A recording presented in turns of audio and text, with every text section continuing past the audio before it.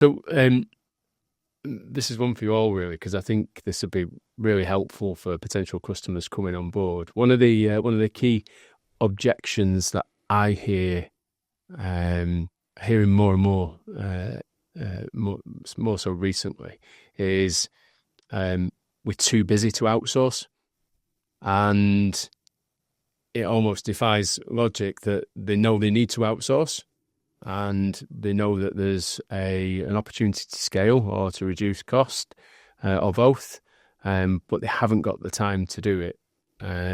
What are the other sort of, we'll come back to that, but what are the other sort of key objections you come across or concerns before onboarding a customer?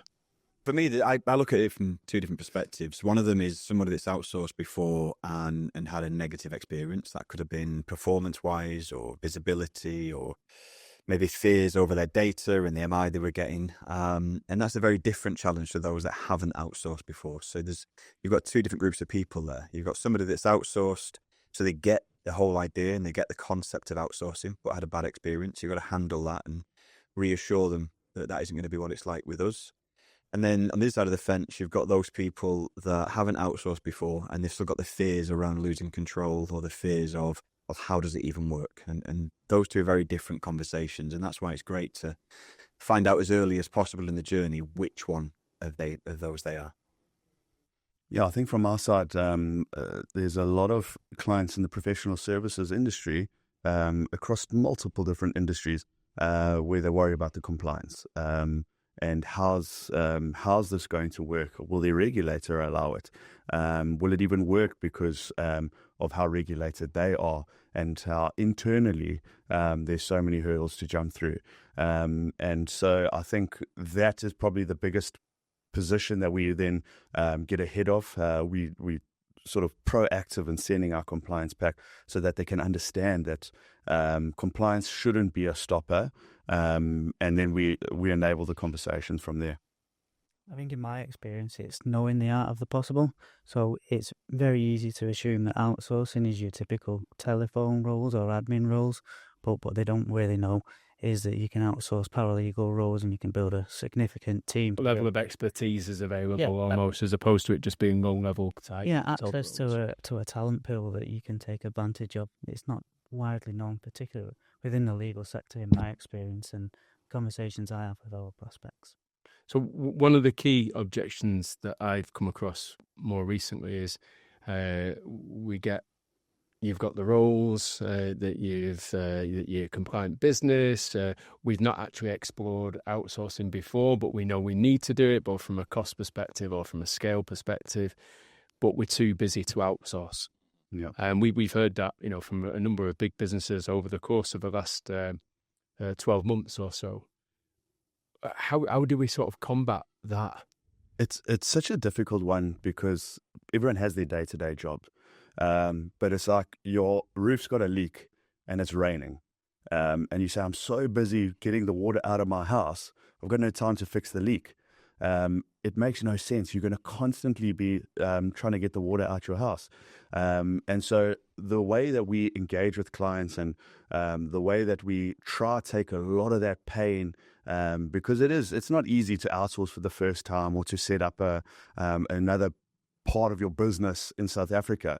And so that's, while it is frustrating because they do need to find time to do this, we try to hold their hands, we try to walk them through the process, we try to make it as easy as possible for them to fix the leak so that they can then not have to keep worrying about the water in the house. And so I think that's probably the key of how we work well with compliance-driven businesses. What do you need, though, for a customers that's going, we're too busy, and can think of an example there? Could we expedite that process in some way? What would that look like from either the UK team or the SA team? It can be really hands-off, can't it, if need be? I think we've used the phrase a couple of times, sort of dealer's choice, that if they don't have the time to get really involved and embedded from day one, they can just provide us with stuff on email and we'll pick it up and have a call with them to understand it a little bit more. And they can stand back and then we'll go and deliver that for them. So they can be as hands-off as they need to be.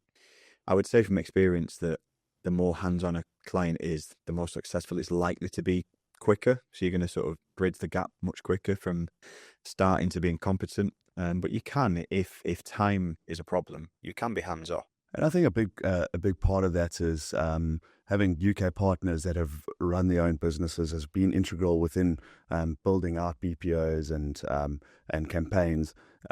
Is to just get us on site. You don't have to change anything. Just do your day to day. Let us see what's actually happening on the ground, so that we can then look to enable and from that point. I think what a lot of people do is they say, "Oh, Jesus, it's an elephant to try outsource," but you've got to just do it one bite at a time, and that's how you break through this. And allowing these small changes, or just sending us the training documents and then letting us build it out, allows those bites to be taken a lot quicker because we've done this before and because we know what to do. I think one of the things in the process going back a few years ago was no documented processes or procedures in a business. And I remember jumping on a call with the guys over in SA whilst we watched somebody do the role in an office, and they talked through what they were doing. Yeah. And where I saw the benefit to that is we didn't really have a management team that had the time to then go and document this process. And what you did is you basically created that sort of step-by-step process, and you allowed the senior management team of that business to almost mark your homework and go, this is what we've documented. Does this sound right? Can you sign that off? Can your sort of team leaders, your subject matter expert or whatever, do that? Much simpler process, quite quick as well. Is that something that you still do? Yeah, very much so.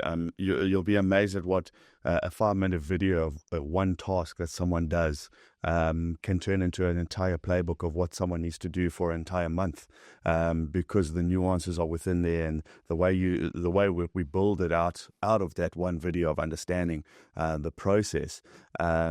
It does change the dynamic of the client. Teams calls, screen grabs, things like that, really, really simple to do. But actually somebody documenting that and putting the hard yards in for you to look at it and go, actually, that seems like our process. It does take away a lot of the pain. And when we start talking about we haven't got time to outsource, you're doing most of the legwork there. Yeah. But you just do need somebody to come out of the operation just to help a little bit. Yeah. Are there any other objections you can think about that maybe come up within this process? Any other challenges? I think another challenge is quality. Yeah. If I outsource, I'm going to lose the quality. My customer base isn't going to want to have our work outsourced, and so that's quickly, as South Africa becomes more prominent within the space of outsourcing, as diminishing, because there's a large portion of companies that are already outsourcing to South Africa, and most people don't know as England becomes more dynamic and international. A lot of people in Durban speak better English than people that are working in the UK. And so it allows that free-flowing issue of potential quality issues to be mitigated, because of our client testimonies, because they'll jump on the call and they'll say that their quality hasn't been reduced by any means. And two is we just do examples and assessments of the agents before they even start, so they get that level of belief that they are able, and they can meet that quality.